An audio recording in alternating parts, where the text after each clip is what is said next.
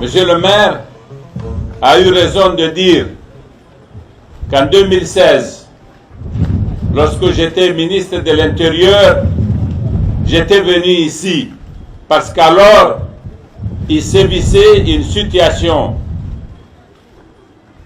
de difficulté liée à la prévalence d'un banditisme ordinaire, même si ce banditisme-là était violent, c'était quelque chose d'une ampleur différente de la situation que nous connaissons aujourd'hui.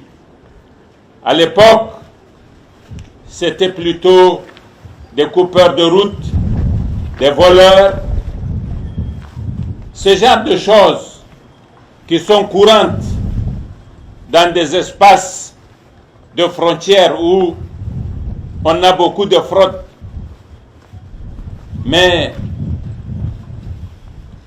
maintenant, nous avons affaire à une autre forme de violence qui s'exerce principalement sur les populations, qui consiste à arracher les biens des populations, à leur demander de quitter leur localité, à leur imposer des modes de vêtements différents, des modes de comportement différents, de la part des mêmes acteurs, les voyous, les bandits très nombreux. J'ai été impressionné à l'époque, en 2016, par le nombre de jeunes dont la plupart, je savais, étaient dans ces réseaux.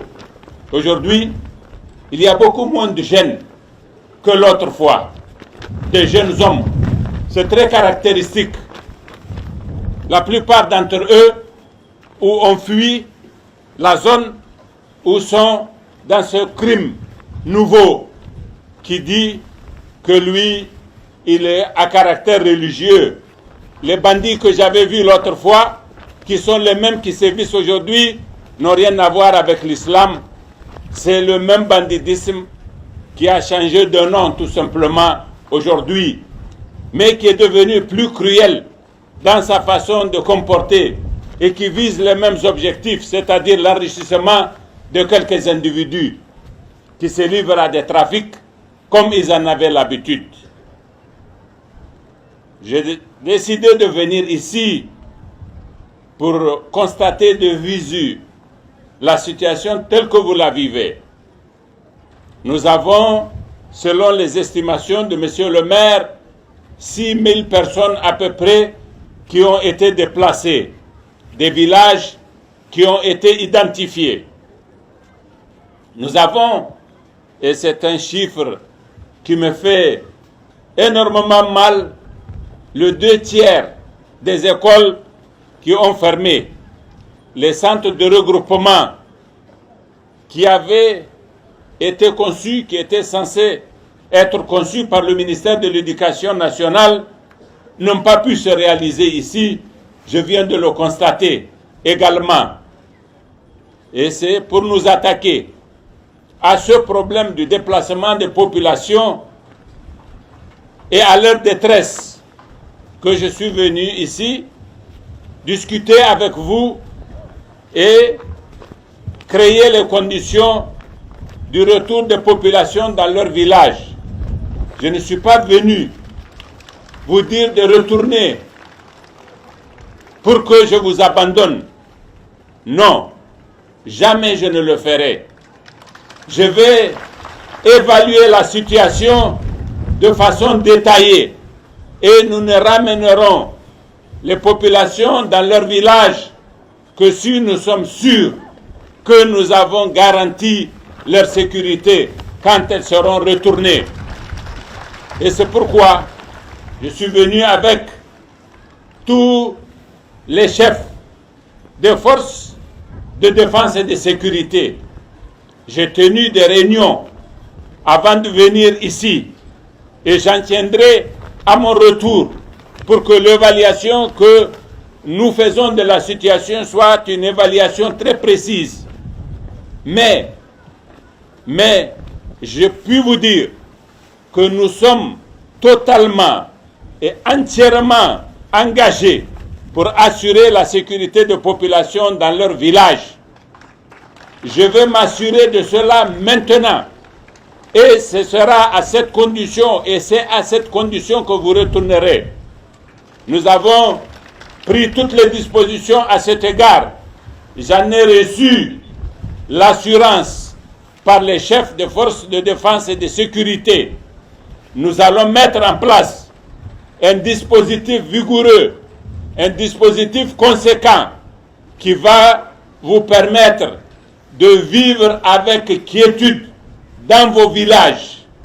Nous allons mettre en place un dispositif différent de celui qui a été à l'œuvre jusqu'à présent, de nature à garantir que vous puissiez mener vos activités économiques, qu'en particulier vous pourriez cultiver vos champs dans une bonne quiétude.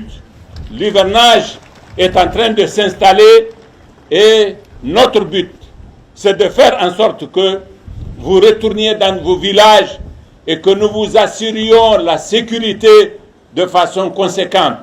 Je voudrais vous demander de ne pas vous décourager si, de façon isolée, il arrive quelque part des choses qui pourraient vous faire peur, mais il ne vous arrivera plus, Inch'Allah, ce que vous avez vécu et qui était à la base de votre déplacement. C'est mon engagement fondé sur l'assurance que j'ai reçue par les chefs des forces de défense et de sécurité que toutes les mesures tout à fait exceptionnelles nécessaires pour que vous viviez désormais dans votre région dans la quiétude puissent faire en sorte justement que nous vous assurons cela. C'est ce que je suis venu vous dire. Quant à ces gens qui sont égarés depuis longtemps, je leur ai dit qu'ils doivent un peu regarder pour savoir ce qu'ils gagnent en perturbant la vie des populations, ce qu'ils gagnent eux en menant la vie qu'ils sont en train de mener aujourd'hui. Et j'ai toujours dit que notre porte est ouverte pour qu'ils renoncent à cette vie qui ne les conduit nulle part, qui n'a pas de sens, qui ne rime absolument à rien. Je reste toujours ouvert pour ceux d'entre eux qui vont renoncer à tout cela et qui voudront vivre normalement. Nous leur créerons les conditions pour qu'il en soit ainsi. J'ai un programme à cet égard et je suis prêt à faire en sorte qu'ils jouissent de tous les avantages liés à la mise en œuvre de ce programme de démobilisation de ceux qui sont dans le terrorisme. Donc je profite de ma présence ici à Makolondi pour leur réitérer cet appel, qu'ils ont encore des chances de vivre normalement dans leur société et de contribuer à ce que cette détresse des populations cesse. Voilà le deuxième message que je suis venu vous porter. Donc, je suis venu remercier les populations de Makolondi qui ont accueilli toutes ces personnes déplacées, qui les ont traitées avec fraternité, qui leur ont assuré tout ce qu'elles peuvent avoir et qu'elles puissent leur donner. Je suis venu les saluer, je suis venu les remercier, je suis venu vous aussi personnes déplacées, vous saluer et vous dire, voilà ce que nous vous proposons, faites-nous confiance, vous allez retourner, mais dans des conditions où nous sommes sûrs qu'il ne vous arrivera plus les choses qui ont été à la base de votre déplacement. Voilà, mes chers frères et sœurs, mon message pour vous.